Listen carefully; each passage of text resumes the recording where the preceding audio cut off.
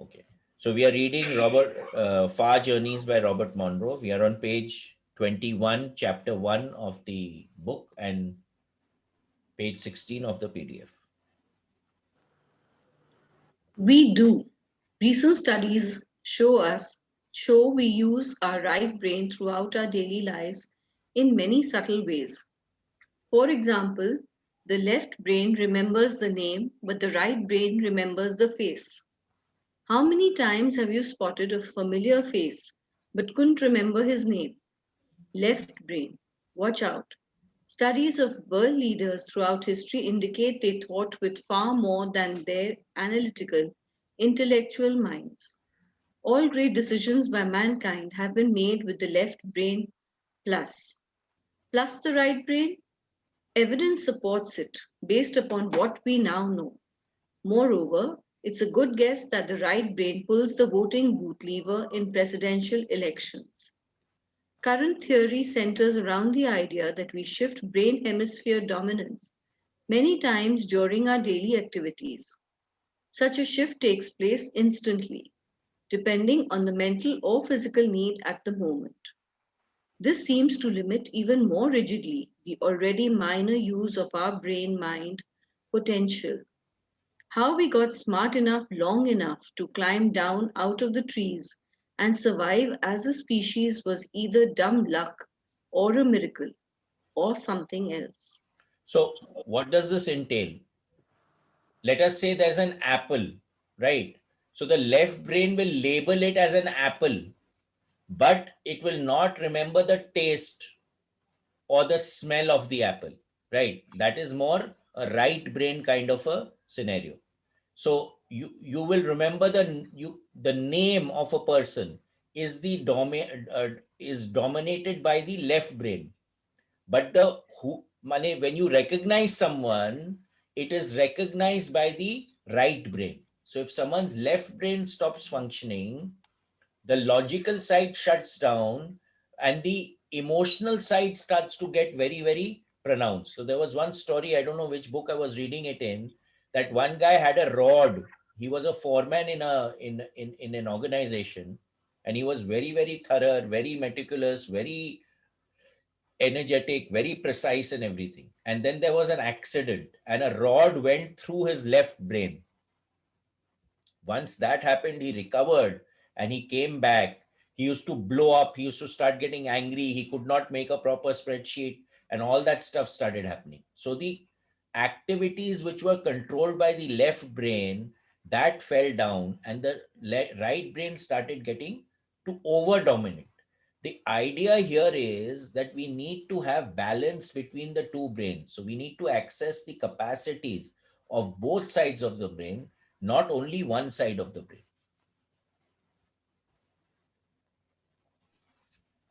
How do we then go about using more of our brain power? There have been many ways attempted over the course of human evolution. Virtually all of them have had drawbacks or limitations in one form or another. The hemisync process offers promise and potential in this area.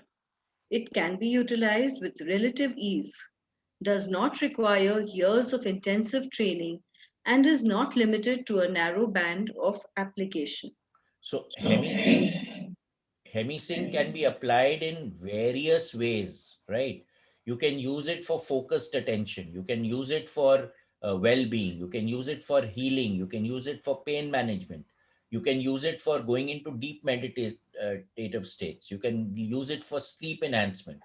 You name the application, and the hemisync process can be used for it. Hemisync, short for hemispheric synchronization, uses patterns of sound to help create simultaneously an identical waveform in both brain hemispheres. This means that when your ears hear a certain type of sound signal, the brain tends to respond or resonate with similar electrical signals. Knowing that various electrical brain waves are indicators of states of consciousness, such as awake or asleep, you thus can listen to a similar sound pattern and it will help you be in the desired state of awareness. So every state has a certain brainwave pattern in the brain. Now, using sound, if I can simulate that same brainwave pattern, then it will help me to achieve the state that I'm wanting to do. So when I'm sleeping, there is an X brainwave pattern. If I hear the sounds which are related to the X brainwave pattern, it will automatically take me into that state of sleep, and so on and so forth. HemiSync takes the process an important step further.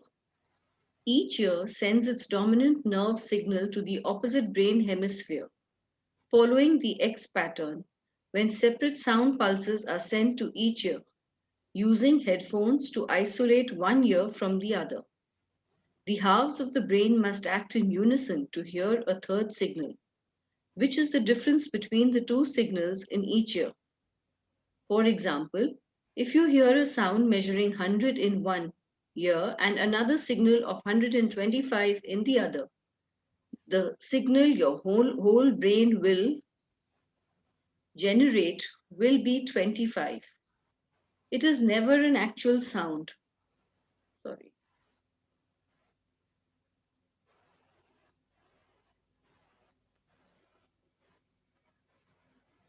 Sorry, I've gone off. Okay, it will never be an actual sound, but it is an electrical signal that only can be created by both brain hemispheres acting and working together. The signal so generated is narrow band in frequency and often twice the amplitude of strength of a typical EEG brainwave form. So basically, how is HemiSync working?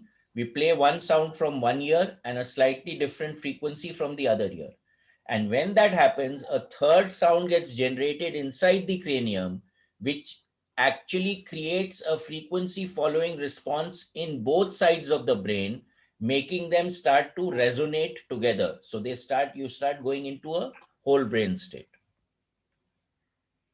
If the 25 signal above is one that produces a certain type of consciousness, then the whole brain, both hemispheres, is focused in an identical state of awareness at the same time.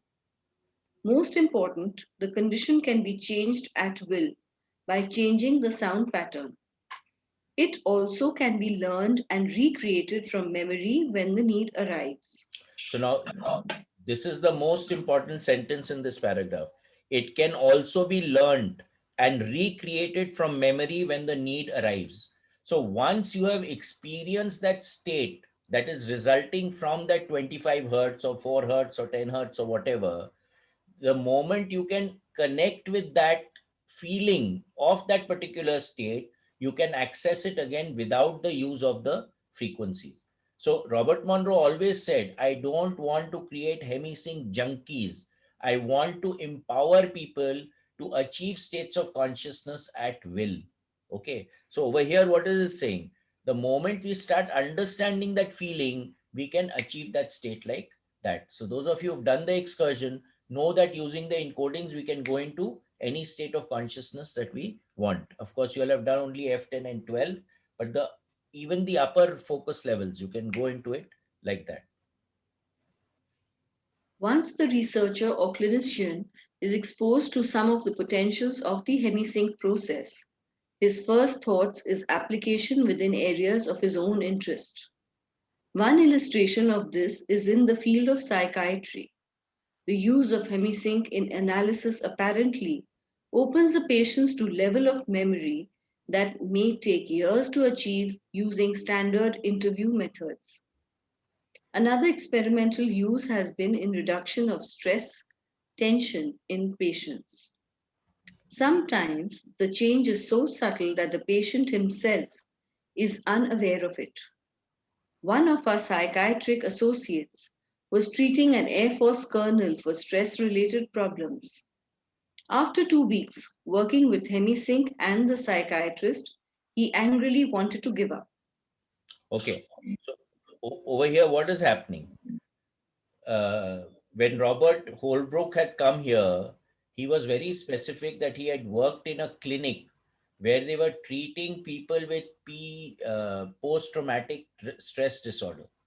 the director of the clinic had given only one instruction, that everyone who was a patient in the clinic had to visit Robert or Bob Holbrook once, right? They didn't have to go again.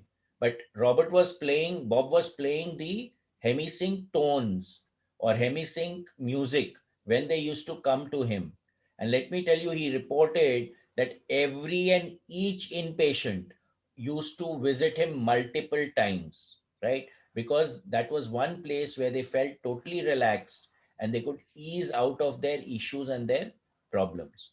So now, when you're going in for a psychiatric treatment, there is a dialogue, there's a question and answer which goes on between the psychiatrist and you. And at times, you have difficulty in going down into the state of consciousness, which can help in your healing. Hemisync allows you to go very quickly into these relaxed and deep states. So healing can be processed much faster. And I always say that hemisync is like a jhadu marna process. All these hurts, all these issues that we have, the moment we start accessing these deep, powerful whole brain states of consciousness, they automatically start getting eradicated.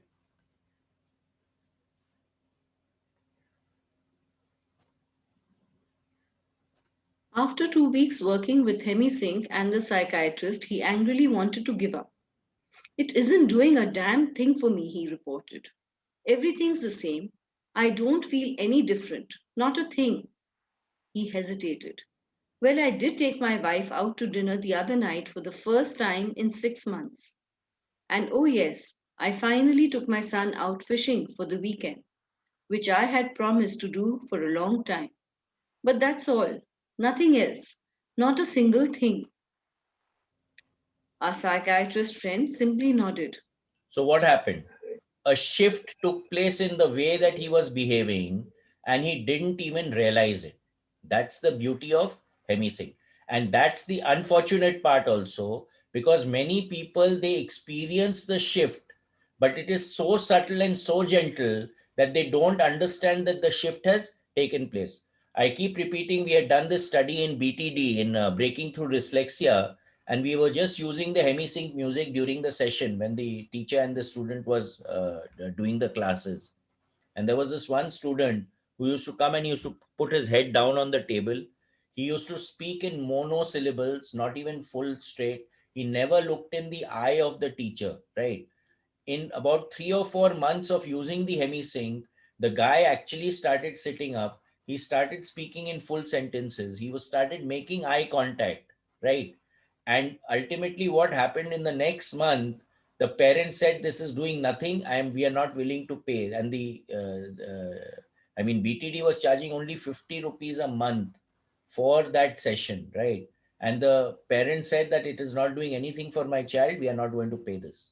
So people don't realize what is happening. And this is another thing that is where, I mean, it is unfortunate where people don't actually pay attention to the shifts. That's why I'm constantly telling you all that pay attention to the shifts that are taking place in your life after doing the excursion, after using the tools. What is the shift taking place? And they are very subtle. So you need to start observing the way you are behaving. That becomes very, very important.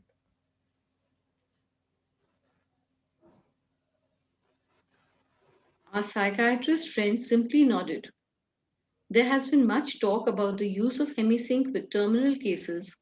However, in spite of the broad interest and numerous requests, very few have actually utilized the system with specific patients. One example of this took place with another psychiatric associate who was treating what might be labeled the hardcore terminal case. His patient was a psychologist who had been ill for 2 years and had become drug addicted in order to handle the pain of his illness. Thus, the problems doubled up. The patient was supposed to know all the answers and would automatically resist all normal treatment with the added drug dependency. Our psychiatrist began working with him daily, utilizing the hemisync process. By the Wednesday of the second week, a simple but very significant event took place. The patient was able to go to sleep at night for the first time in 2 years without any pain or sleep medication. So now, this is extremely important. When does the body heal itself? When we sleep, right? Now, hemisync is very, very good at getting you to go to sleep properly. And what we have found is that most people who attend the excursion, their sleep improves. Okay. So that is a very, very big thing over here.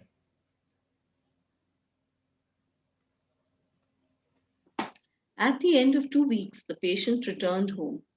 He died several months later, and the final report came from his wife.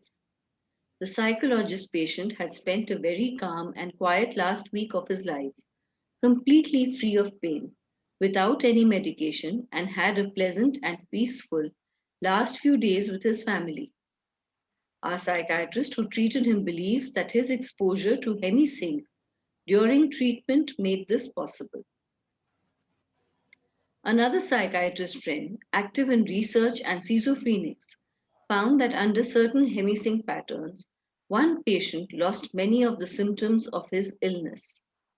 When taken off the hemisync sound, he reverted back to his typical psychotic condition.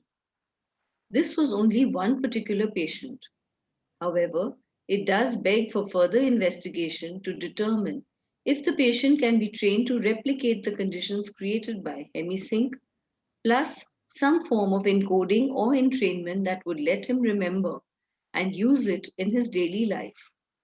So again, the workshops were not fully organized by the time this book was written. Now, of course, we've got many encodings in interspaced in the exercises, which allow you to experience these states at will. Just one Certain, second. Start. Certainly, one of the most successful applications of HemiSync is a training series we call emergency treatment. This is designed to help an individual through the process of serious illness, accident injury, or surgery. One of the earliest examples come to mind.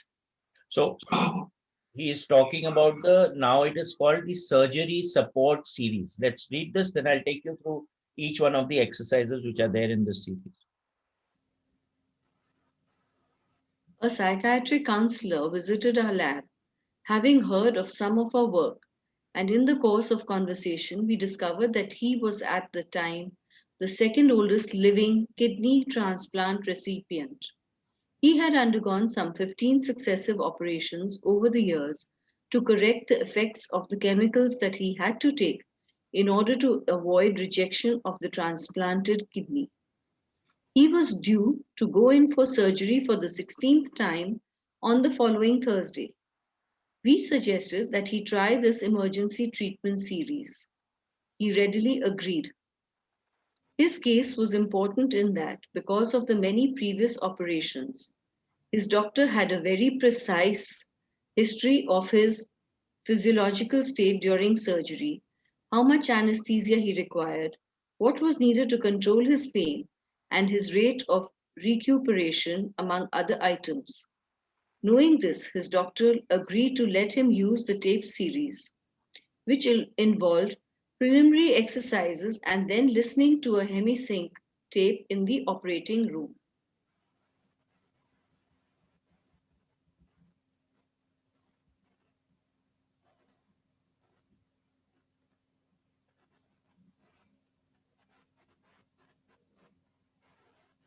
During the actual operation, during recovery, and again while recuperating. On the scheduled Thursday, he went into surgery at 11 o'clock. According to the report, the surgeon very nearly cancelled the operation because of his low blood pressure. However, it was steady, so he decided that this was not a serious risk.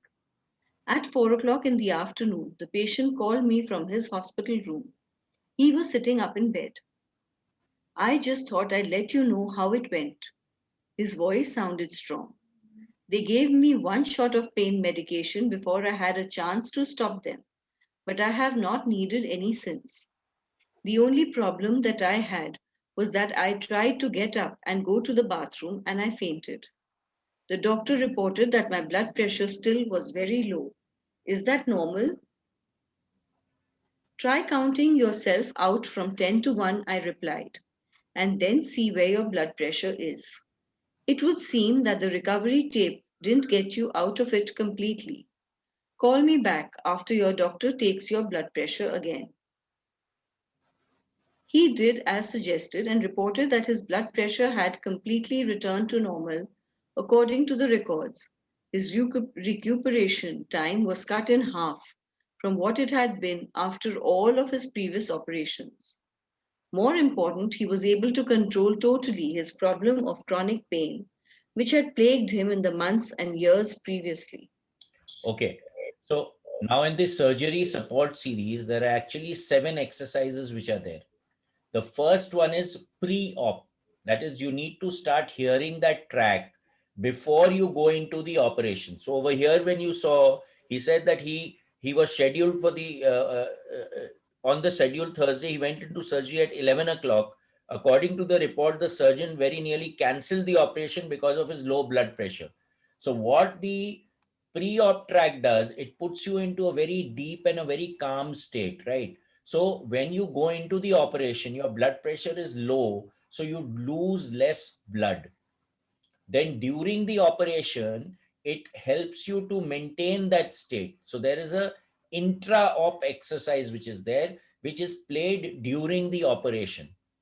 Then when you come out of the operation, there is a post-op exercise, which again brings you back into normal consciousness, which he says over here that the tape may not have played out fully, so he did not return into normal consciousness.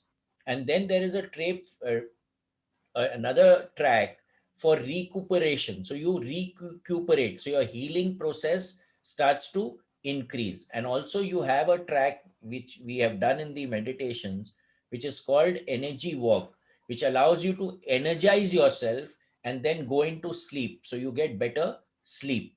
And there is another track which is the surf sounds. Surf automatically relaxes you. So that track you're supposed to play through the day. The surf sounds will keep playing and allow you to be in a relaxed state during the day while you are healing. And we have seen in India also that it cuts the painkiller requirement by half to one third to only one third, and also the recovery time literally halves when people use it. In fact, for members of the awareness club, we used to have these tracks in one iPod, and when if anyone went for an operation, we used to lend that track to them, the iPod to them, so that they could hear it in the hospital. And that's where that experience has come from.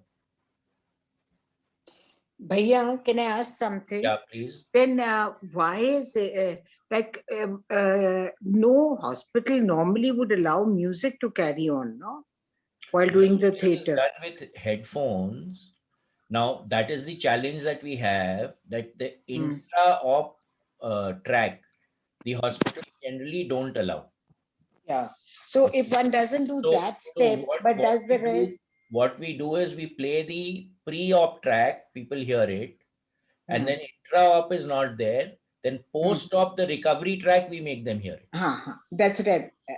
Okay. So if you do that also, you would get quite a half good हो जाता rate. है. माने 100% half हो जाता है. Okay. I've seen every case, we have seen it. Whenever we have lent the thing to anyone, every case we have experienced this, that the pain killer requirement actually goes down, the recovery definitely improves. We have seen So it. that means for any surgery, one should actually recommend this to 101%. Okay. No doubt in that. Thank you, Bhaiya. I have also used it. Oh, okay. Thank you, Shri Mangla. Once out of the hospital, he began to develop actively the use of HemiSync for pain control. He met with the State Rehabilitation Agency as one of their major problems in rehabilitation is the control of pain, which prevents many from living and working normally.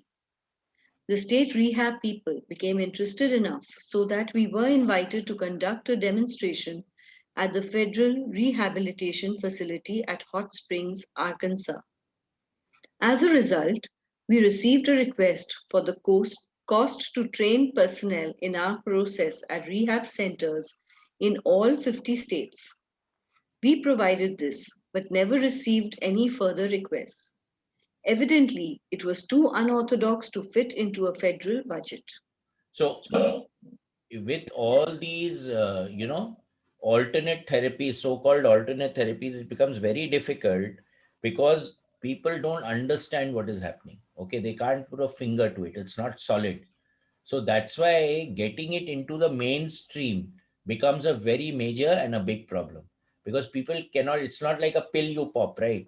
And there is no 2 plus 2 is equal to 4. We do not know what happens, but the shift automatically takes place. So that's why if someone was using this, it would have become very difficult to put it into the evaluation report. Now, if you can't put something in your evaluation report and actually put a figure to it, it becomes difficult to get any kind of budgeting passed, which is the problem that was faced over here. The use of emergency treatment during surgery has had varying degrees of success and no failures whenever it has been properly used. One vascular surgeon has utilized it with over 30 patients and still has difficulty in enlisting his fellow practitioners in its use. The president of a major corporation used it during surgery and refused any post operative pain or sleep medication. He evidently became so annoyed at hospital procedures that he discharged himself 3 days after surgery. A young woman had major abdominal surgery and was skydiving 1 week later. The emergency treatment series has had a remarkable history. The biggest problem is gaining the consent of the surgeon and the hospital personnel to its use in their highly organized environment.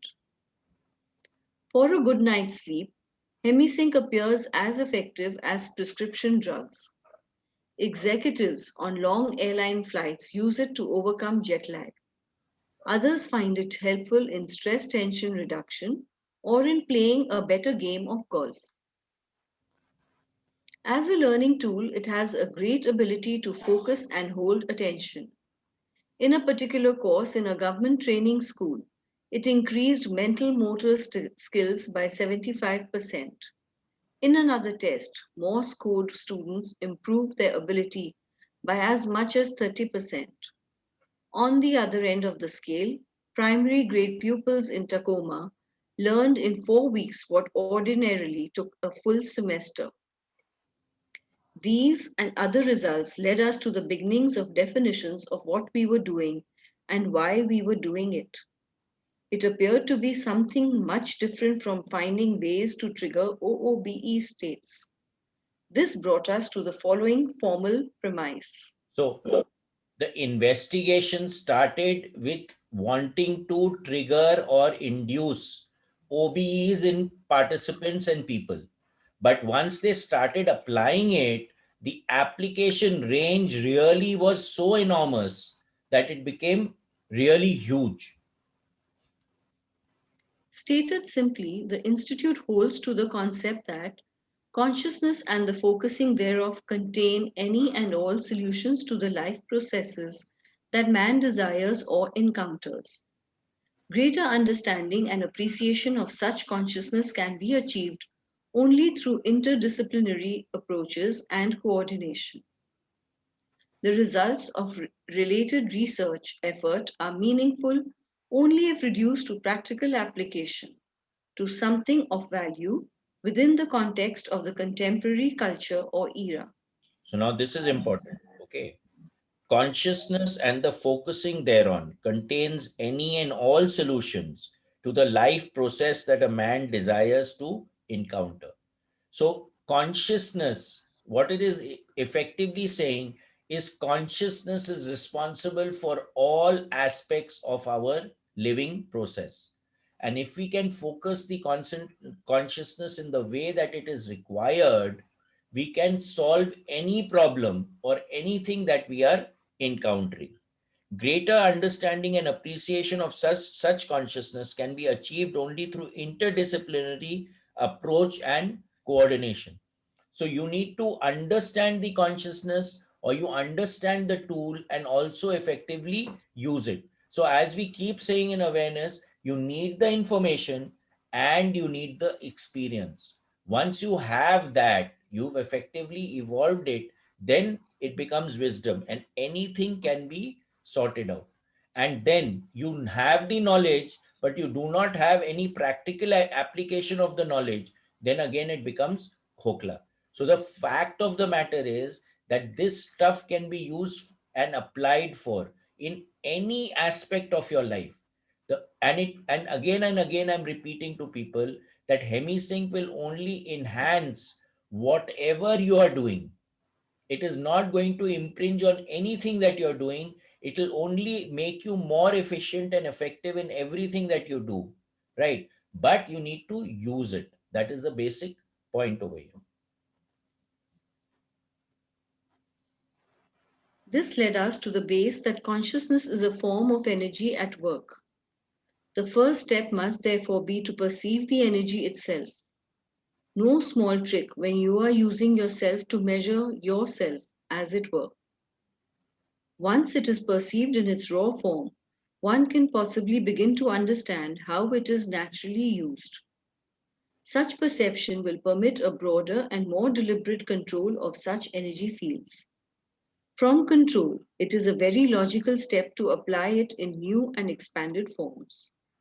This is all a very circumlocutory way to say that if you can find out the stuff that makes you think and be, you can use it in ways that you are not using it now. So, what does it imply? That you become consciously aware of these states of consciousness. Once you become consciously aware of these states of consciousness, only then you can start using it for various applications in your life. So that's why we are constantly saying in the workshops, get the feel of that state of consciousness. So now people who've attended the excursion have C1 consciousness. This is also a very important state of consciousness, the one in which we are actually talking right now. Then you have F10 and you have F12. Now I can go and do something in F12 and then I can go and do the same thing in F10. I can go and do the same thing in C1 and see in which state of consciousness I am more efficient and effective in doing that particular activity. So what is it saying over here? That I can, once I understand or know that state of consciousness, I can use it to do and apply it in many different ways. The same thing that we have found with the reball also, right? We constantly get feedback from people as to how they are using the reball and what applications they are using it in. And as we get the feedback, we tell the next excursion workshop participants that, see, you can also use it in this way. And the more you try it, the more you start using these tools, the more effective and efficient they become for you, because you start understanding consciously that they are effective. Basically, that's the game that is being played here.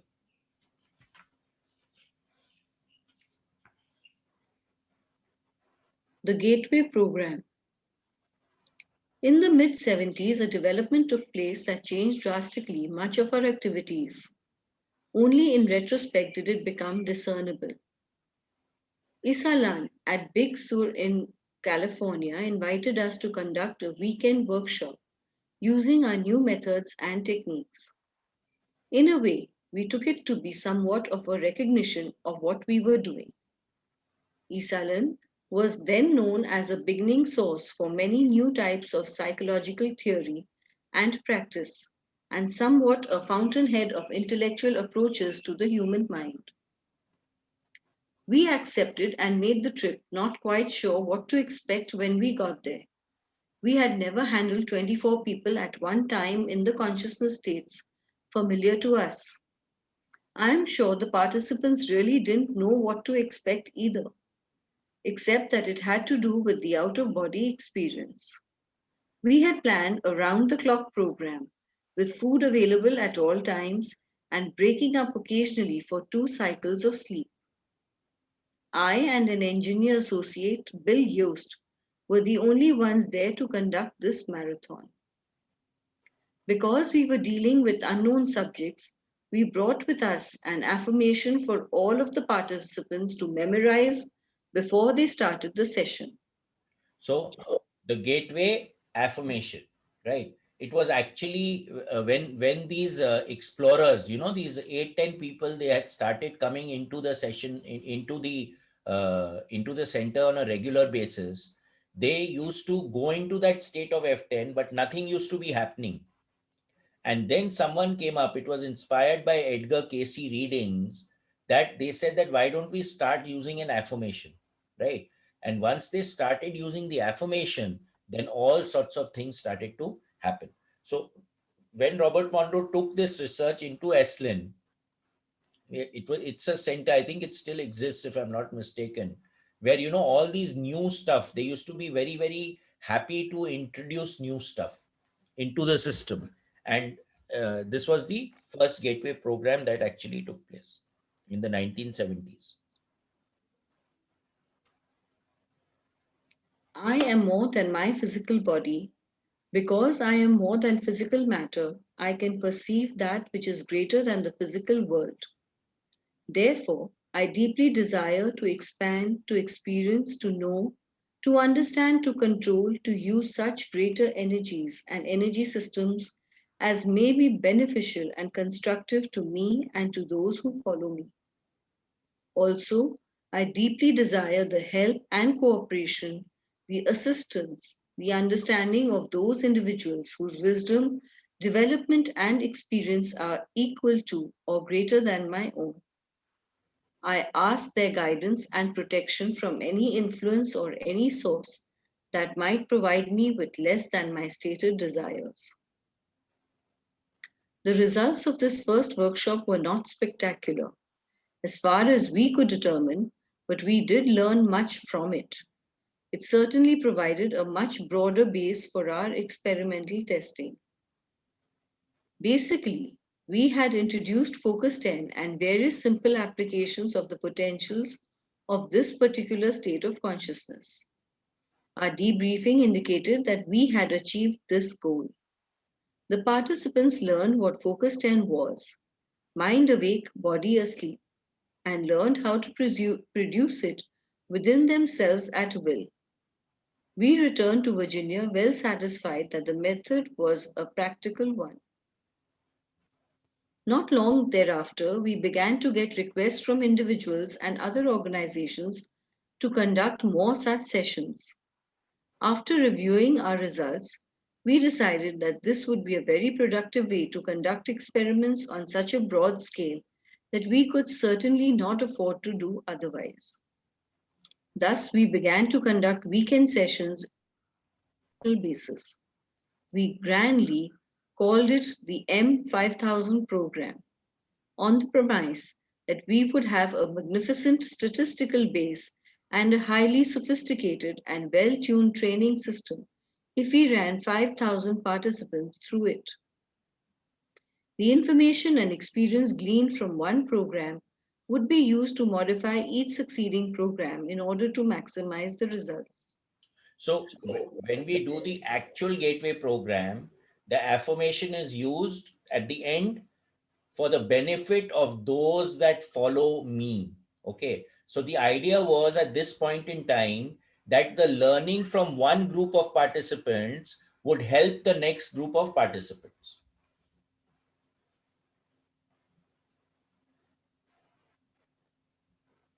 This involved also obtaining trainers to conduct these sessions. No easy task, and converting the system into headphones so that hemisync effect could be fully utilized. After the first few sessions, we realized that it was folly to presume that we would ever reach the 5,000 mark. We also began to recognize that we were creating for the participant a doorway, a window, a gap through which he could achieve other states of consciousness. Thus, it became known as the Gateway Program. So at that time, they felt even 5,000 was a figure. Now, of course, tens and tens of thousands of people have gone through the Gateway Voyage. We did little or no promotion for the training series. Those who attended had heard about it by word of mouth from graduates. Because it was experimental, each participant signed a statement to that effect and was obliged to report results beyond the session itself. This is not to say that all did so, but enough did to give us significant statistics. Earlier programs were held over weekends at motels, conference centers, and special meeting facilities throughout the United States. Participants met in a large room where a distribution system we devised provided the taped training exercises via headphones.